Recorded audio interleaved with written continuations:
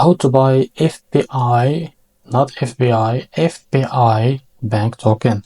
So before we start, this is not financial advice. I'm not professional or economic expert. So before investing in any crypto that you found on my channel, please do your own research. So before going on to buy this token, make sure to check the next account and keep following the updates about this token. Now, as you can see, this is the next account. If you click on it, so as you can see. So to be able to buy this token is available on the screen here. Copy the token address from here. As you can see, this token address is under the ton. So what you need to do in that case, but before that, as you can see, this token is trending number 1 on the screen here.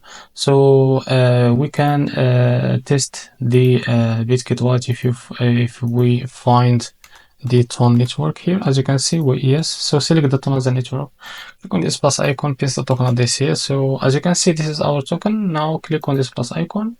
So as you can see, go back to your wallet to find the token. As you can see, this our token, click on it, click on swap here, switch from here. From the top, select the token that you want to buy with, for example, USDC, and make sure you have enough USDC on your wallet.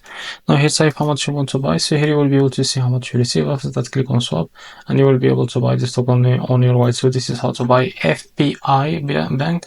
So if you found it very helpful, please like and subscribe. See you next video.